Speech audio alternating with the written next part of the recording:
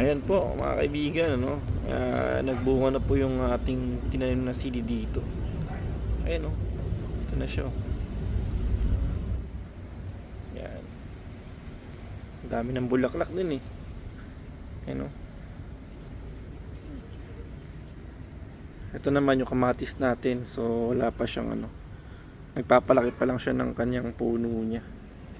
Pero itong mga sili, ayan. Ito.